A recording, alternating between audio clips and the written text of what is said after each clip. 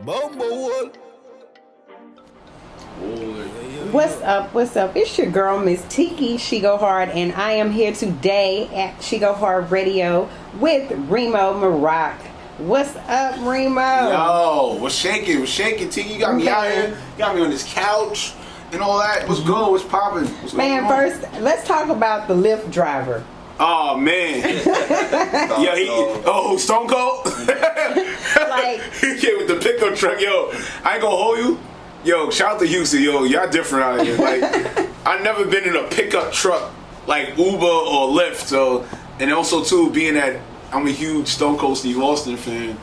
Yeah, I was hyped. Yo, Hove on the side, Hove here, but you know what I'm saying. But Hove was like, all right, whatever. I was hyped because I saw the black pickup truck. So I thought it was like the glass shattered. I thought Bears was gonna be in there. I could clash them together and all that. You know what I mean? But we here though. What's good though? We shaking. so, welcome to the show. Yes. Thank you for coming through. We were chopping it up earlier. You say Houston has some good hospitality, so I hope to keep that going with you guys being here. So I thank you for coming through, sliding.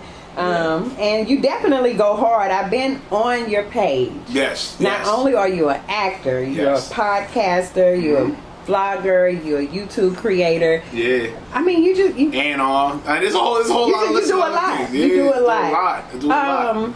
So we're gonna start off with acting. Okay. Yes. You have a couple movies. Yes. That you've been in. Yes. And right now, the other project is on hold.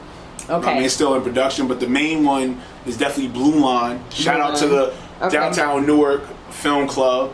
Shout out to Terrell Perkins and Anthony Bam Sutton for putting a tremendously dope project. Shout out to Brian Dramahauser, my acting mate, also to Shanice Rogers, Liddy, Shamaria, and Vegas. We put a dope, like, short 18-minute project together, which is definitely talking about still the police brutality and the social injustice that's still going on. You know, I'm not gonna lie, because it was a long time for me since I got into acting.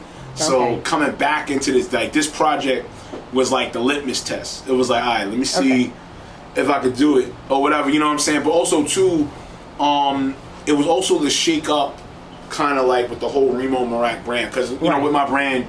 Besides the energy that I bring on everything that I do in my projects and everything like that, also too, it's more so about the impact of the movie. You know what I'm saying? Like, and also with me, I always challenge myself. Right. You know, always anything that I do, I always challenge myself. And then definitely coming into this project, it was definitely something to where to break the mold of Remo the content creator, Remo the podcaster, the media personality. It was like, if he's coming back into acting, like, you know, what kind of impact am I gonna come back with? Because if I would have came back to acting, a lot of people would have been used to like comedies with me that I would have done because of my energy, you know, and stuff like that. But this particular project right here, it showed versatility and growth. Yes, definitely. And also too, it was more so to break the plane. You know what I'm saying? It was like, all right, oh wow, Remo's really aiming for this type of role, which is like, oh snap, word, oh that's what he's gonna do. Wow, that's crazy. And I ain't gonna lie, so far, you know, the movie's been out for about 2 months now.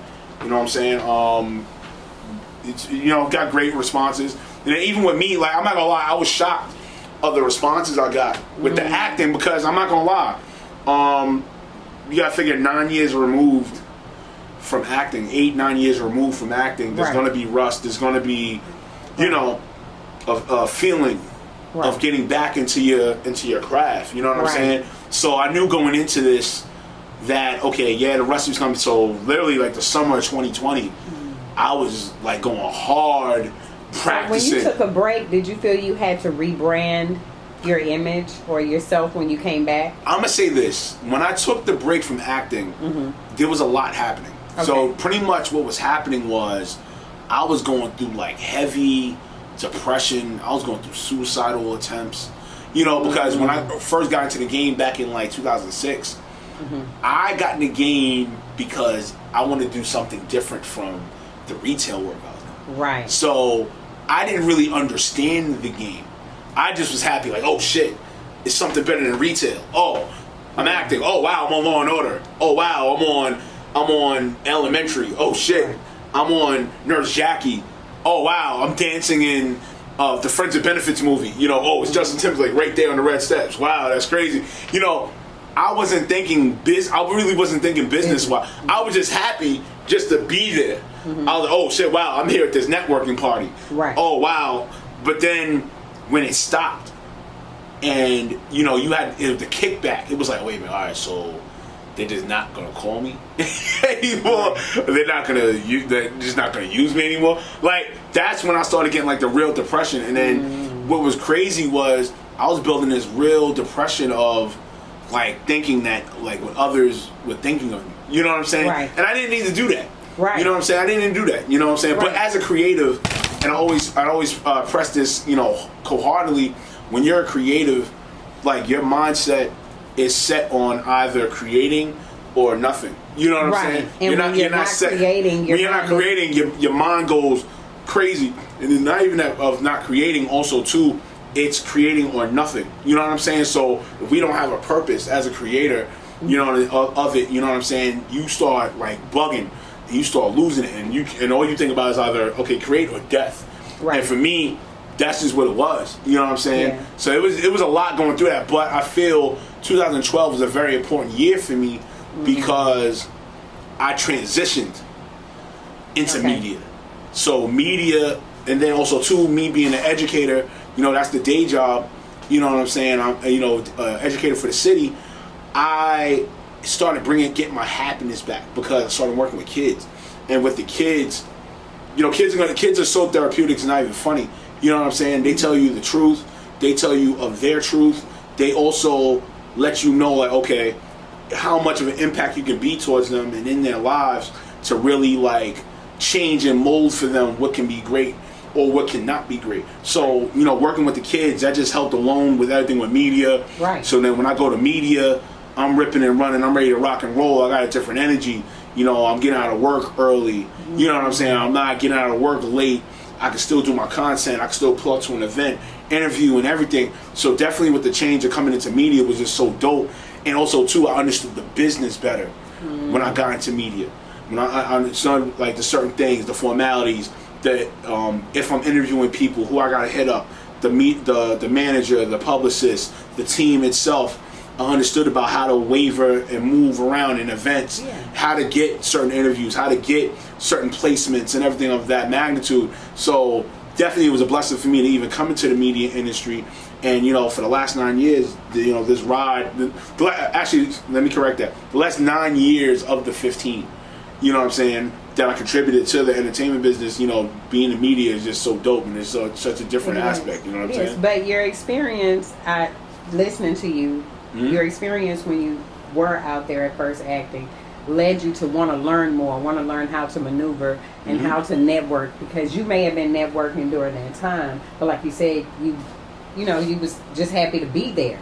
So it taught you to network and learn how to maneuver when you got back into it. So congrats. Yeah, correct. Yes, definitely. Salute to you. Yes, definitely. And I'm glad you touched on that. I just want to talk to people about that. Like, when you're a creative, don't ever like feel like, if your one niche isn't working. I mean, yeah, stick to a niche, but don't feel like that one niche should like box you in. That's one of my things I always say. Like, I never, you know, don't ever put me in a damn box. You know what I'm saying? Because it's so many other things that I can do. You know what I'm saying? And besides like singing and rapping, trust me, you're not going to get an album from me or whatever. You know what I'm saying? But there's other things I can do. So when people try to put me in a box, like, it's hard to put me in a box.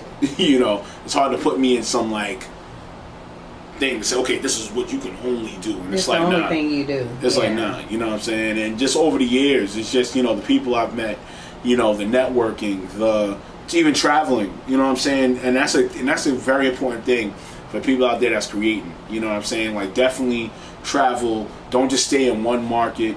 You know, definitely travel, see the world, see the countries, see the states or whatever have you, and just get a different feel of people. You know what I'm saying? So that pretty much, even me coming out here, you know, on this promo run is just to, you know, really like get a feel, you know, of the other people, you know, other people, and also too, really to like bring my platform, which is Cuts, you know what I'm saying, Culture, Urban Technology, and Sports podcast, you know, out here, you know what I'm saying, so we can really get a better understanding. Yeah, absolutely. And I mean, you know, I welcome you when you come in the city. If you would like to come here and interview or do podcasts, you're welcome to. So. Yes, definitely. Yeah, that's definitely happening. Yo, man, we gotta get my man Hov. Yo, Hov, come on. Yo, come pull up, Hov. Nah, Hov gotta pull up, bro. Nah, come pull up, Hov. Come on. Pull up. Come on, B. Come on, B. Alright, I'm gonna throw the shades on. Yeah, throw the shades on. Yeah, throw the shades on. I done took my shades off. Nah, throw the shades on. They say it's my man Hov, y'all. Hov part of the team. What's going on? You know what I mean? Yeah, we here. Harlem's finest. You know what I mean? We here, B. Yes, sir. Yes. Nah, What's up, definitely. Hov? Welcome to the show. Thank you for having me. Thank you for having me. Next time you come, welcome to the show, though, and I Thank you for having me. Thank you for coming through. I know what I'm saying. Thank Houston. Thank you. H to H. So Remo, you know, let my audience know who is this sitting beside you, and you know, I'm talking about support, and this is somebody that's here. Yeah, definitely. This is the homie, this is the God, this is my cousin, this is the day one. This is, you know what I'm saying. This he part of the team, the consoling, you know, on my team. You know what I'm saying. This is my man Hov. You know what I'm saying. Hov seen it. You know what I'm saying? Hov seen it all. Hov seen the acting days, my Dykeman days. Reem TV. Reem TV. It started with Reem TV. He was there for Reem TV. He was definitely there. So Reem had this little camera, and he used to just be going around just filming. Like I ain't gonna lie, like I had some moments. I had some drunken moments. Like I'm actually funny when I'm drunk though. But so he used to have the camera going around Harlem. All in the cookouts. Hell yeah. People don't understand like what was going on. Yeah, word. And what's crazy, like when they saw Hov and they saw all my other people's. So at first, like with Reem TV, it was aimed to be like the black version of Jackass. So that was the aim of it, because you know all the shit that we was doing, like we was doing like wild antics and shit like that. You know what I'm saying? And like not like wild like prank antics, but like the shit that we was doing in Harlem. You know what I'm saying? When it was Reem TV at the time, like it was really doing some wild like antics, like you couldn't believe. Like hold on, y'all some cats. And we all was workers, you know what I'm saying? We all was workers, so it's like, yo, y'all some working cats, and y'all bugging, and y'all doing these antics at clubs and all. It's like, what's going on with y'all? You know what I'm saying? Yeah. So I ain't gonna lie, I did like 3 seasons of it, like makeshift seasons of it. So then I was telling Hov and them and shit like that. Like niggas was looking at me kind of funny, but they was laughing. Like, Reem, fuck out of here, like. Nigga, you can't make this like a real standardized show or whatever. But I was like, no, son, I'm gonna really make this a standardized show. Like, yo, nigga, this shit's gonna pop and shit like that. This is gonna make it happen. So, yeah, I'm definitely on there. Yeah, he's on there. If you go to like Reem TV, like the YouTube is still up on Reem TV. Like you gotta go like the old versions, like season 1 and shit like that, like the old versions. Like Hov is on there. Hov is on there. Leon, who's on here right now. All of you guys would do skits. Nah, we wasn't doing skits. This is before skits was popping. It just be like some random shit. Like, I might talk to a girl. I might say some funny shit, and I get away with it. And it's it might be one of those like. Okay. Yeah, it was just not because you know what it was. Like, hey, boo. Yeah. You know what it was? It was like really trying to and wait for a reaction. Right. What it was like we were trying to break like the status quo. Like we like with Reem TV, with me, it was just really like letting the people know in my world like what it is. You know what I'm saying? Like alright, the hood's not just the hood. You know what I'm saying? Like we was workers. You know what I'm saying? Like majority of us on our team and of our crew, we was working for the city. And then, you know, you got like my man Leon. Leon's a celebrity fitness trainer, and you know, God rest dead Larry. Larry was a music producer, and he used to do everybody's music and stuff in the crew. You know what I'm saying, that we had. You know, rest in peace to Larry. And also too, let me get it out the way real quick before you even finish this interview. Rest in peace to DMX. You know what I'm saying? And I'm not saying that for no clout. I'm not saying I'm not saying our clout. As a black creative, I always respect all my creatives and even creatives, period. But shout out to them. But definitely back to the story at hand with Reem TV. It was just more so like to really like open people's eyes and realize that, like, all right, just because the hood's the hood, it don't mean that, you know, the people that are in the hood are ratchet or hood or we dumb or, you know, whatever. But what it was crazy. Hov could co-sign this.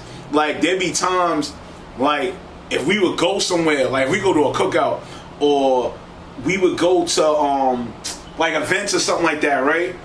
Like, he even co-sign, like, you know what I'm saying? Like, yo, cats would come at me like, yo, Reem, yo, where that camera at, bro? Now you gotta get that camera out. And I'm like, yo, bro, y'all niggas don't got that much time. I got like an hour. You know what I'm saying? Because those flip cameras. It was only about this small. Right. Like, them flip cameras, them flip cameras, back in the days, you only had an hour. So that's how I learned. I actually started learning my editing from there. You know what I'm saying? Because I had an hour. I used to tell them, they used to want, like, everybody would really want to have these long speeches on my camera. I'm like, yo, bro, yo, you got like 2 minutes, bro. Like, I'm not doing nothing more, no more than 2 minutes. Yo, Reem, you wildin'. I'm like, nah, son, I got like an hour. I literally had like an hour. Like, and what's crazy, like, I remember our cookout. I think our cookout like back in like 09. Yeah, that was legendary. That was legendary. Yo, I don't know how I was able to get the whole cookout on the camera. We actually had what you call it? Had pulled up Walt. Walt from Black Ink. Walt from Black Ink. From back in days, he pulled up. He pulled up. You know what I'm saying? Cool dude. Yeah, you know what I'm saying? Walt was mad cool. And the alumni, I ain't gonna hold you for art and design. Yeah, you know what I'm saying? My boy Castanero. You know what I mean? Shout out to She Money. We had the faculty. They had the faculty. We had our crew in there and shit. But it just goes to show you, like my, how can I say, like, my wherewithal, my resilience. You know what I'm saying? When it comes to like wanting to create shit, you know what I'm saying? Like, it started from the people that support me. It started from people where, you know, they saw my growth. You know what I'm saying? Like, everybody. Also your vision. And the vision, you know what I'm saying? Like, the vision was different. And it's good when you have people around that see that vision and can help you build it. Right. When is your birthday? Mine's What's your sign? No, I'm a Pisces, man. I'm a Capricorn. He's a Capricorn, I'm a Pisces. And a Pisces. Hey, I'm a Cap. You know, the best sign, you know. Okay. Yeah, you know, Jesus was a Capricorn, you know. Was he? Yeah, it starts and ends with us. You know what I'm saying? Actually, my birthday is 112. So I used to say I'm a real 112. What? Nah, this dude. Nah, but real talk. I mean, at the end of the day, like, you know what I'm saying, I really cherish those that, you know, that support my brand. And the one thing about me with this brand is I never feel I'm above the culture. You know what I'm saying? I never. There's never a time that. You gotta be on this shit, right? Yeah, I know, right? Come with me, Hail Mary, run quick seas. No, but nah, but real talk. I'm just blessed, man. At the end of the day, and you know, I feel every, you know, trial and tribulation that I went through. You know what I'm saying? It led to something that was better and greater. And I think even with Reem TV, you know what I'm saying? Even though I had to like stop doing it because, you know, I did it for a long time. It was one of my first babies that I birthed, that I created. And, you know, it won me awards and everything like that at that magnitude. But in the same token, it was just dope that it was something I created from a vision I seen, you know, that was different from the hood that I was from. You know what I'm saying? And just the fact that people respected it, like, you know, the parties we did or the partying we was doing or whatever, and just this all the random stuff. Oh, the random stuff, yeah, you know what I'm saying? Like, you would think, like, alright, like the random shit we was doing, like, I ain't gonna lie, it could have gotten us in trouble per se, but, you know, all in all, you know, people was delighted to see that people from their own hood was, like, you know, definitely representing and just, like, definitely just, you know, just making it, like, dope, you know, dope content for real, you know what I mean? But I also could say, like, this little camera that Reem used to walk around, right? But like, first of all, he had to make sure it's charged. Yeah, we had to get the battery. Yeah, had to get the battery. Like, yo, that's another story too. Like, they used to hate that shit because you had to put batteries to it. Like, I had the version, like, there was two versions. So there was a version that had a charger. Okay. You would charge it, but my mama. But shout out to my mother. My mother got me the battery version. Okay. So there'd be times I had to make sure I had to get batteries. So wherever we would go, I'd have to stop at bodegas and get bad batteries. And then Hovey would be like, yo, Reem, man, yo, come on with your fucking batteries, bro. Like come on, B. I'm like, nigga, I gotta get the batteries. How else am I gonna record? You know what I'm saying? But yeah, not for real. But So how long did it take to upgrade from that little camera? When did you get Wait, I was gonna get to that. So he used to have this little camera, right? So this little camera, like he did like 3 seasons of it. Yeah. Got him a show on TV. Like how dope is that? Right. That's dope. Real dope. Right. Shout out to Manhattan Neighborhood Network. Nah, facts. Like, he got his own TV show from this little camera. Okay. Hey, that's all it took. Yeah, that's all it took. That's all it took. So from there, just like he had a vision. You know what I mean? Like, you know what I mean? Just like from this little camera, I'm gonna try to level up. You know what I mean? From this little camera, he had his TV show. From this little camera, acting. From this little camera, podcast. Yes. You know what I'm saying? Yeah. Now he just traveling the world. Like, how dope is that? Yeah. It's real dope. That's dope. Yeah, Leon said. So traveling, these are the white camera. Do you feel different? The different, like being in Houston is a different culture than it is from New York. Mm-hmm. Right. Right. Mm-hmm. What's the difference? Nah, I ain't gonna hold. All right, I'm gonna keep it a buck with you. Like, I'll say this, and it's not the shit on New York, nothing like that. I feel if we were more hospitality type of town, I think things would be tremendously great for New York. I mean, I get it. Yeah, we got to grit, the grind, and everything like that, or whatever. And then anywhere else we go, we make it better anywhere. Right. And all that. But at the end of the day, it's like, yo, when you start losing that, and you know, what else do you have to offer after that? Like, I feel like all the other towns I've been to, all the other places I traveled at, you know what I'm saying? Granted, it didn't have like the grit and the grind and all that, but in the same token, though, you know what I mean? The hospitality was there. You know what I'm saying? The agriculture is dope. The the way that people welcome you, Right. is dope. You know what I mean? I say it like this. Like I spoke to like one of my good friends the other day about like New York. New York is about survival. Yeah, facts. Survival. Facts. When you go outside New York, like you living. Right. Like you see how people like say hi, hello, like that. I think that's a big thing. Like, Oh yeah, hell yeah. Good morning, like and like Hell yeah. hi neighbor, like you know what I'm saying. Like it's just so like so, and it's like peaceful. It's like the air is different. Yeah, word. You know what I mean? So Word. and like people's just definitely different. Yeah, not for real. And then what's crazy is, and this is the craziest shit, right? Like in New York, if you pull out a camera, people expect you to just film on the spot for free, right? Which is crazy. Like when you go somewhere else, they ask you, and then they ask you, all right, so what is your fee and all that, or whatever, and then from there, work gets done. It's just crazy to me, like just with New York, like how it's just so complex for no reason. You know what I'm saying? Right, definitely. You know what I'm saying? Like even before coming here, I was in Atlanta. And easily got up like 200 followers. You know what I'm saying? Yeah. And I'm just like 200, 300 followers. I'm like, what the hell? Like, wait, what's going on? You know what I'm saying? Like, I'm like, wait a minute, hold on. I'm like, hold on. I'm like, hold on. I was only in this town for like 4 days, 5 days. What the fuck is going on? Yo, real shit. But you know what it is? But also too, in the same token, it's like the respect is there. You know what I'm saying? I'm always about that. At the end of the day, I'm always about respect. I want that, for my father who's Caribbean, he's from Trinidad and all that. And my mother, African American, you know what I'm saying? But she, they both was high on that, when raising me and stuff like that. Like just the whole, respect and respecting people's values and not wasting people's time. And just overall, just being the morale of just being human. You know what I'm saying? That's just what I was just raised on. So even when I come into this, industry, that's just what I'm predicated on. Period. You know what I'm saying? And regardless of who the person is or whatever, it's not my duty. I mean, I get it. I'm in media, and sometimes I have to have an insight, or for that matter, I have to have a viewpoint on things. But at the end of the day, it's like, who am I to really judge at the end of the day? You know what I'm saying? Like, granted, yeah, things are rising with my platforms and everything like that. Things are rising on things. But the one thing for me, I always make sure that I don't go that exposing route. You know what I'm saying? Like to me, that exposing route is trash to me.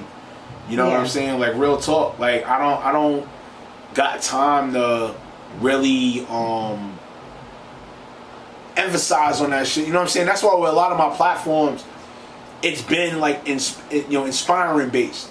You know what I'm saying? Because you could fall into the trap of easy and want to expose people. You know what I'm saying? Or show something negative. That's easy.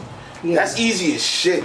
You know what I'm saying? And we in a world that everybody wants to be negative and not inspiring per se, and want to talk the hard, the real, and everything. It's like, yo, bro, like how about being inspiring? Bumblewood.